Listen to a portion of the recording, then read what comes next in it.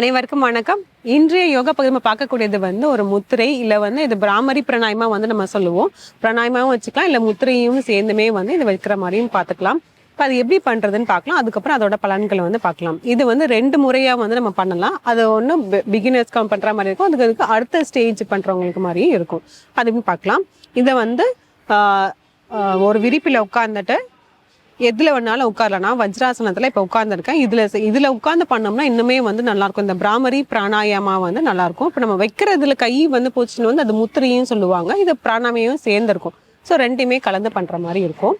First இப்போ beginners இப்போ தான் பண்ணுறாங்க, இல்லை குழந்தைங்களா இருந்தாலுமே தாராளமாக பண்ணலாம். ஏன்னா அவங்களுக்கு இது ரொம்ப ரொம்ப முக்கியமானது. அதாவது அவங்களுக்கு கான்சன்ட்ரேஷன் பவர், மெமரி பவர் எல்லாமே இன்க்ரீஸ் ஆகும். நம்மளோட மைண்டை நல்லாவே பேலன்ஸ் பண்ணி கொடுக்கும். இப்போ ஏதாவது ஒரு செயல் செய்கிறோன்னா அதில் கரெக்டான ஒரு முடிவு எடுக்க முடியலையா அப்படிங்கிற மாதிரி இருந்துச்சுன்னா, ரொம்ப கோவப்படுற மாதிரி இருந்தோன்னா அதுக்கெல்லாமே நம்ம மைண்டை பேலன்ஸ் பண்ணி கொடுக்கறதுக்கு காம் பண்ணி கொடுக்கறதுக்குமே இந்த பிராமரி பிராணாயமா ரொம்பவே நல்லது. இப்போ ஃபர்ஸ்ட் பேசிக்ல எப்படி பண்றதுன்னா, இந்த மாதிரி உட்கார்ந்துட்டு முதுகு தண்டு நல்லா நேரா வச்சுட்டு, அதுக்கப்புறம் என்ன பண்ணணும்னா இந்த கைகளில் எல்லா விரலுமே மூடிட்டு இந்த ஆள்காட்டி விரலை மட்டும் வச்சுட்டு இந்த காதை நம்ம மூட போறோம். இந்த காதை டைரக்டா அப்படி மூடாம இந்த மவுண்ட் மாதிரி இருக்கும், அதை வச்சு நம்ம அப்படியே மூட போறோம்.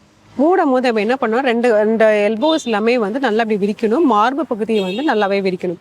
விரிக்கும் போது நம்ம நல்லா மூச்சை இழுத்துட்டு மூச்சை விடும் போது தமிழ் எழுத்து இருக்கு இல்லையா, அந்த எழுத்தை அப்படியே சொல்லிக்கிட்டே வரும்.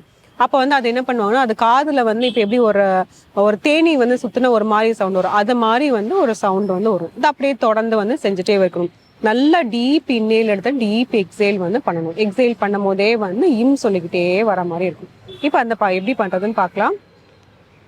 எல்லா விரலுமே மூடிட்டு ஆள்காட்டி விரல் மட்டும் வச்சுட்டு இதை வச்சு மூடிடலாம். கண்களை மூடிக்கலாம். நல்லா மார்பு பகுதியை நல்லாவே இப்படி விரிக்கணும். இப்படி வச்சு பண்ணுறதுக்கும் இப்படி வச்சு பண்ணுறதுக்குமே நிறையவே வித்தியாசம் இருக்கும். அப்போ தான் மார்பு பகுதி விரியும் போது தான் உங்களுக்கு மூச்சு நல்லா மேலே போயிட்டு நல்லா உள்ளே வர்றதுக்கு ரொம்பவே கரெக்டாக இருக்கும்.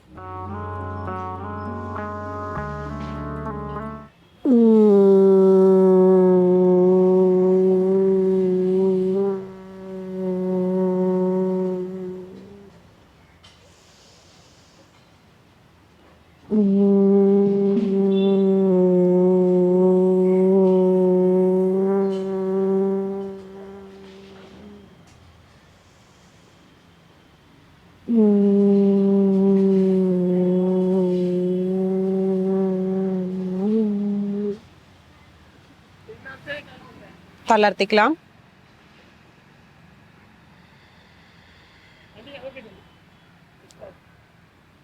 ஏற்கனவே சொன்னது மாதிரி மூச்சு பயிற்சி பண்ணும் போது மூச்சு இழுக்கிறதோட மூச்சு விடுறது ரொம்பவே பெருசா இருக்கிற மாதிரி இருக்கணும். அதுக்கப்புறம் நல்ல டீப் இன்னேல் எடுக்கணும். நல்ல மூச்சு இழுக்கும் போது நம்ம வயிறு நல்ல வெளியில வரணும். இந்த லங்ஸ்ல நல்ல ஏர் ஃபில் ஆயிருக்கணும்.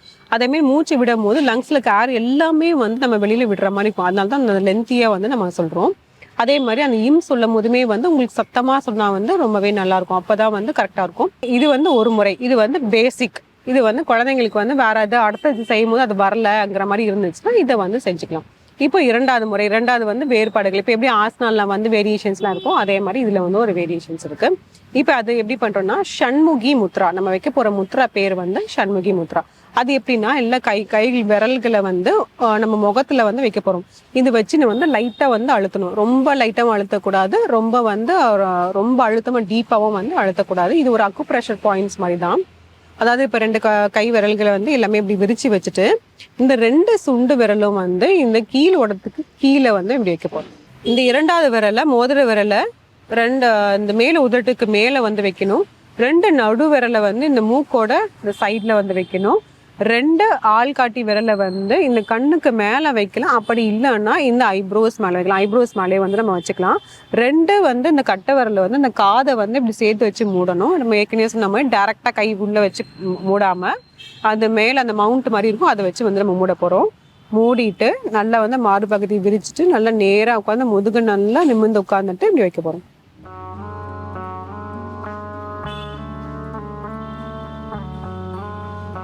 மூச்சு இழுத்துட்டு மூச்சு விடும் போது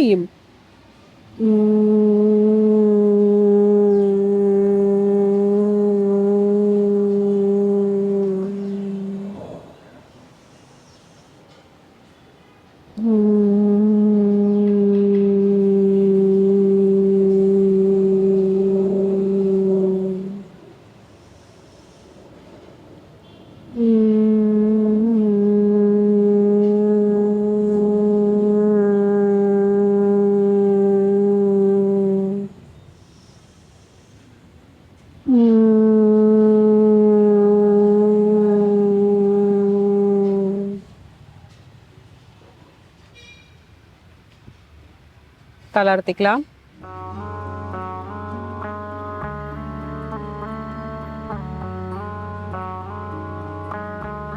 இந்த மாதிரி வந்து தொடர்ந்து வந்து செஞ்சுருக்கலாம். இப்போ ஒரு 3 முறை வந்து 3 இல்ல 4 முறை வந்து நம்ம செஞ்சோம். ஒரு 6 முறை செஞ்சுட்டு ஒரு கேப் விட்டு மறுபடியும் ஒரு 6 முறை செஞ்சுட்டு மறுபடியும் ஒரு கேப் விட்டு ஒரு 6 முறை இது மாதிரி வந்து தொடர்ந்து வந்து ஒரு 3 ரவுண்ட்ஸ் இந்த மாதிரி 3 செட்டு வந்து இந்த மாதிரி செஞ்சோம்னா அந்த பலன்கள் வந்து ஜாஸ்தியாகவே கிடைக்கும்.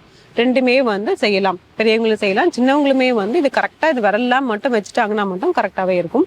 ஏன்னா கண்ணுக்கு மேலே வைக்கணும்னா கண்ணை போட்டு அழுத்திட்டு போகிறாங்கிறதுக்காக தான் வந்து நான் ஐப்ரோஸ் மேலே வந்து வைக்கலாங்கிற மாதிரி நான் சொல்லியிருந்தேன். அதே டைமில் வந்து மார்பு பகுதி நல்லா விரிச்சிருந்தால் தான் அந்த மூச்சு குழாய் சம்பந்தப்பட்டமான பிரச்சனைகள் எல்லாருக்குமே வந்து இது நல்லா தீர்வு கிடைக்கும். இந்த பிராணாயாமாவே முயற்சி செஞ்சு பாருங்க. மீண்டும் அடுத்த பகுதியில் சொல்லிக்கிறேன்.